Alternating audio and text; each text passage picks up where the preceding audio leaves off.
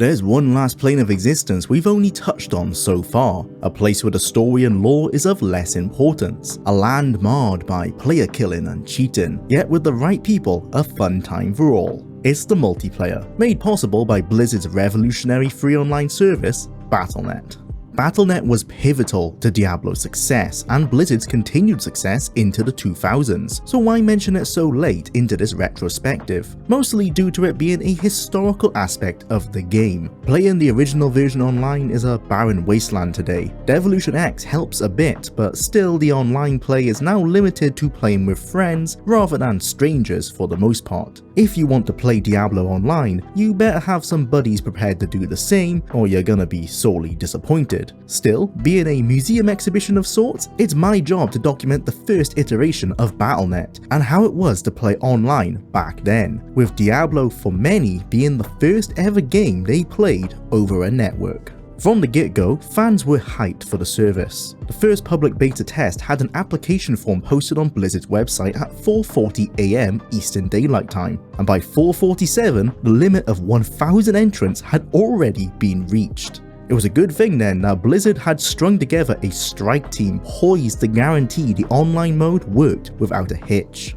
Out of their depth, the Blizzard North team had been sticking their head in the sand regarding the multiplayer, but that couldn't last forever. The code had barely been written, and Brevik had no idea how to go about writing it, saying none of us had any experience doing that, so we were just writing the game as single player, going around with our fingers in our ears saying sure, it'll be multiplayer. When Blizzard discovered how bad the situation had become just after launching Warcraft 2, they quickly moved their best programmers onto the problem, with just 3 months to go before release. The guys down south got a look at our code. They had done multiplayer modes for Warcraft and they said, "Oh my god, what are you guys doing? This isn't ready for multiplayer. Are you out of your minds?"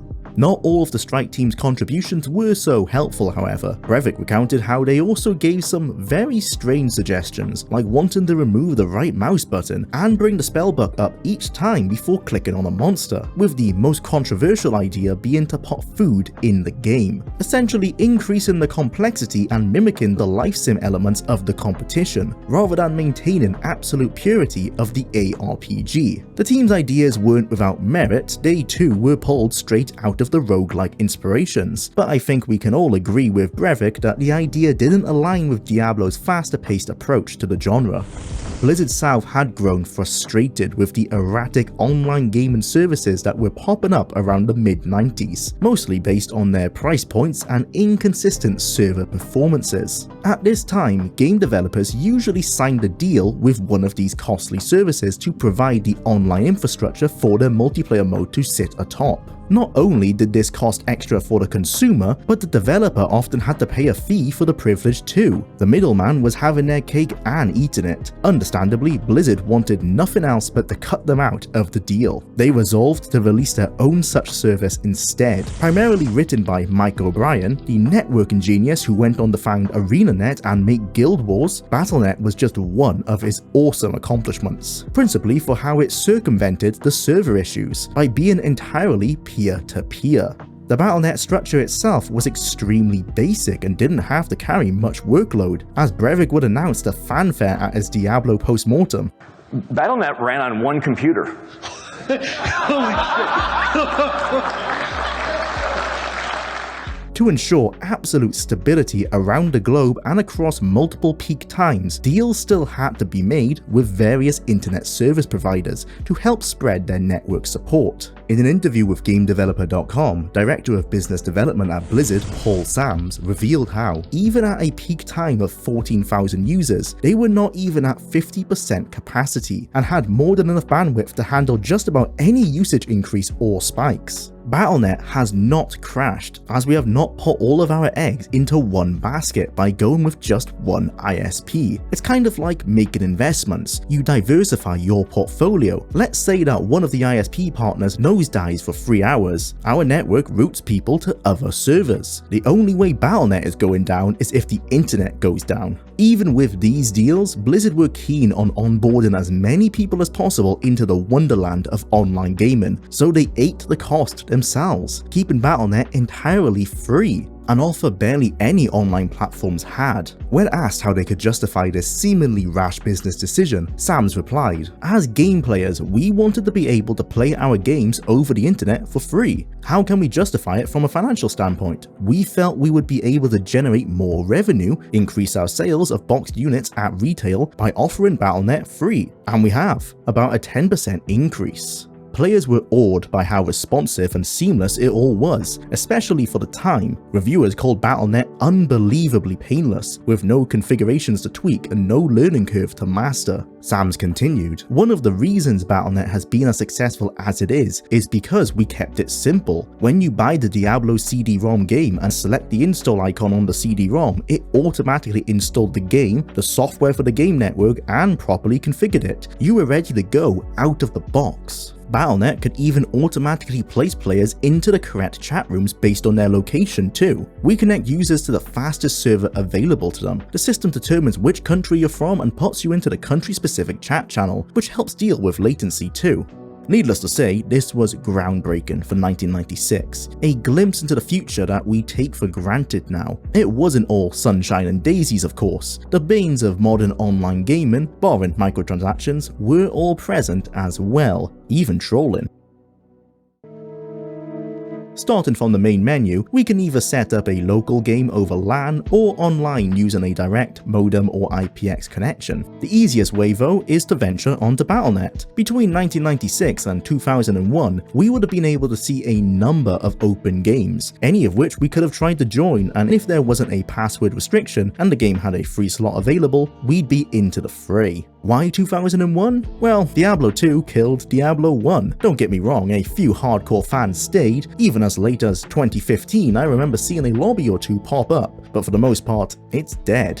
This isn't helped by a bug introduced around the time of Windows 7. This UDP error blocks prospective players from joining or creating a game. The fix requires bypassing the Windows firewall using a port forwarding rule, and in some cases you may even have to do the same to circumvent your router's built-in firewall. For many, this is far too large of a hurdle to jump just to check out an old game. I had hoped the recent Game Pass inclusion would have revived Diablo 1's Battlenet, with swaths of new players ready to learn and have their trust broken by veterans chomping at the bit. That's kind of been the case. For the first time since working on this project, there were actual human beings in the chat rooms. I can tell, however, by the icon next to their name that they too are suffering from that UDP connection bug, barring them from actually playing the game. Seemingly as a fixed historical point that cannot be changed, this ancient form of Battlenet will soon lie dormant once again. Finding a game is a bit archaic too. There isn't any game browser. Instead, we must know the name of the game we want to join. This forced players to be social. If you wanted to play with randoms, you would have to find them in the chat rooms. A variety of filters helped people to find those on their own skill level, and from there you would shout into the void to find a team. Or was often the case, just tell people you're about to create a game under a given name and that it's first come, first serve.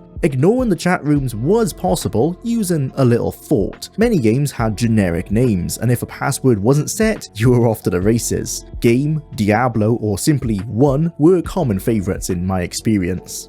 Each game holds a maximum of 4 players, usually set up in a cooperative configuration of 1 to 2 warriors, 1 rogue, and 1 sorcerer. It wasn't long, however, until everyone you would come across was a sorcerer, an inevitability of it being the strongest class. Much to the chagrin of reviewers like Electric Playground, Blizzard didn't maintain their brilliant multiple players on one CD move they had used with Warcraft 2. For Diablo, each player required a full version of the CD to play. A single Diablo CD can install a spawned copy, but they will be stuck with the crippled shareware version, locked to the warrior and only the first 2 levels of the dungeon. So gimped is this version that it's hard to imagine why they included it. Even at a LAN party where someone didn't have the game, there wouldn't be much fun to be had with just 2 levels of the cathedral. At least it's a good taster for the full game, I guess. Multiplayer has a few differences from single player. For one, all of the exterior entrances to the 4 distinct biomes of the dungeon are open from the get-go, with the aforementioned level gate in place. This allows a party of high-level characters to head directly to the lower levels of the dungeon. The game is tougher to compensate, with each dungeon level populated with stronger and more of each opponent, guaranteeing some challenge for the additional heroes. Lazarus. The game can't be saved either, and will last only as long as one character is still actively logged on and playing. What happens in the game happens. There's no going back. A half-cleared dungeon will be lost as soon as the session has ended, with a newly generated one taking its place when we jump back on. That's the drug which keeps players addicted. You get to keep your character and their items between games, so with each game you can get better and stronger.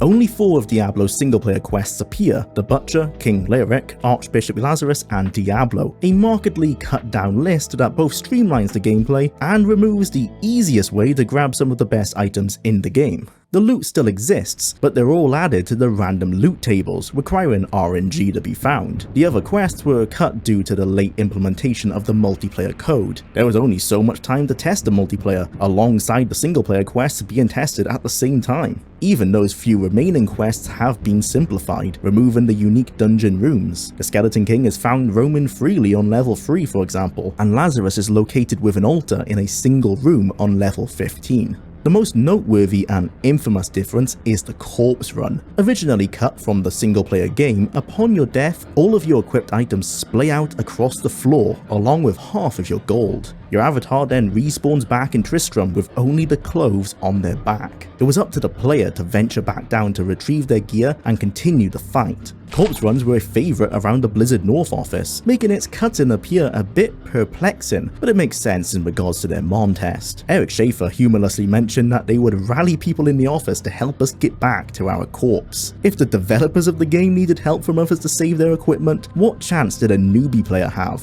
With that in mind then, keeping the corpse run as a multiplayer only component not only made sense, but was pivotal to how players interacted with the networked mode. As you dropped those equipped items and a pile of gold, any player who gets to those before you can make it back from the village restart are free to take all of your goodies. Welcome to the ruthless world of player killing. Centralized meeting places tend to attract people who look to harm others, especially when animosity is thrown into the mix. Unfortunately for Diablo, it quickly gained a reputation of unfairness. Even when players weren't hacking, which is a whole nother thing we'll get to, they were often suckering other players into unbalanced fights with the intention of nabbing their loot. This could be avoided by only teaming with players who had the player-friendly toggle turned on, but even then, open chat had players luring unsuspecting victims into battles they thought they could win, only for the instigator to quickly equip some high-leveled armor and weapons to make short work of the unsuspecting newbie.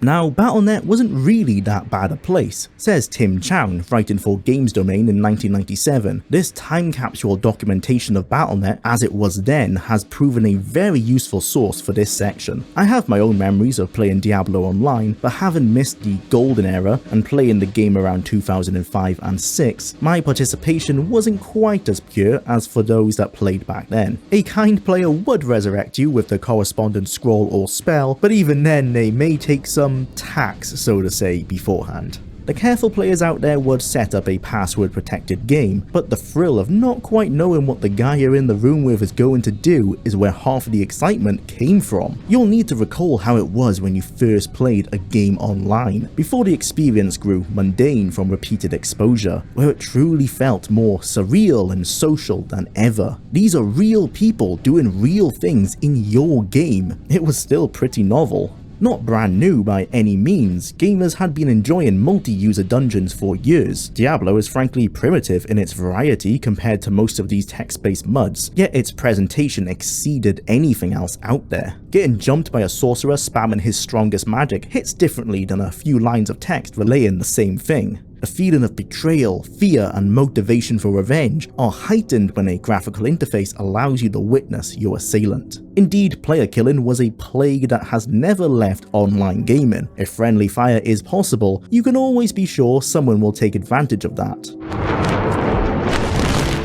You are such a dumbass. Many times it would be purely accidental, a rogue spell or arrow hitting an ally without intention. It's frustrating when this accidentally kills you, but to be fair, it could be rather difficult to avoid. It's those other times, however, when more nefarious individuals would use the opportunity presented to secure some sick loot without putting in the work, and prayers to the RNG gods to earn it themselves. Colloquially known as PKers, these dastardly souls kill for sport. Jan Hansen, writing for GameZilla in 1996, was quick to emphasize that most players on Battlenet were very helpful to new players, especially the high-level characters who had been playing for years. But in any such environment, there's always a few loose cannons, and by 2005 I found that the inmates were now running the asylum. The nice players were far and few between, likely playing Diablo 2 instead. All that was left were the dregs of Diablo 1 society, keen on bullying my low-leveled rogue at the time.